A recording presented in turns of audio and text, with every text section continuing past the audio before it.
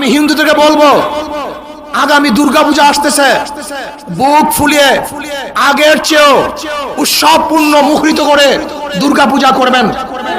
আপনাদের নিরাপত্তা দেওয়ার দায়িত্ব আমাদের সংখ্যাগরিষ্ঠ মুসলমানদের। কিন্তু খবরদার মনে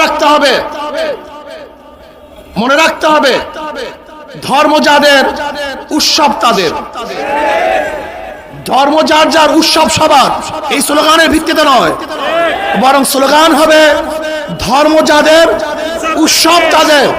নিরাপত্তা প্রদান করব আমরা সম্মিলিতভাবে।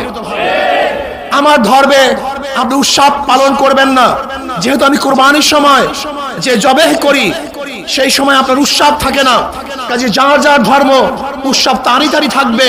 কিন্তু মনে রাখতে হবে এই বাংলাদেশ প্রত্যেকটা নাগরিকের অধিকার আছে, কাজে আপনারা একেবারে উৎসাহের সাথে আপনার ধর্ম পালন করবেন, কেউ বাধাও দিবে না। বরং দেশের সংখ্যাগরিষ্ঠ মুসলমান 5 তারিখের পরে যেরকম মন্দির পাহারা দিয়েছিল, আপনাদের সবাইকে পাহারা দিয়েছিল, এইভাবে আপনাদেরকে পাহারা দিবে। আমরা চাই সাম্য, আমরা চাই মানবিক মর্যাদা, আমরা চাই ন্যায় বিচার প্রতিষ্ঠিত হবে।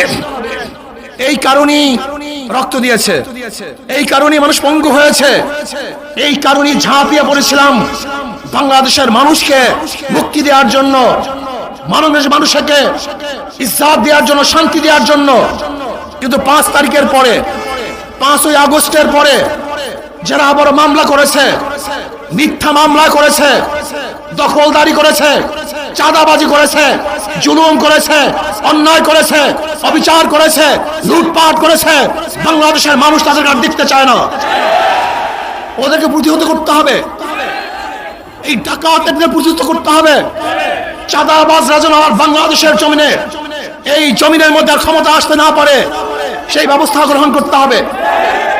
একদল দেখেছি ঘাট দখল করে, বাজার দখল করে, আর এক দলকে দেখতেছি তারা মাদ্রাসা এবং মসজিদ দখল করার ষড়যন্ত্র করতেছে।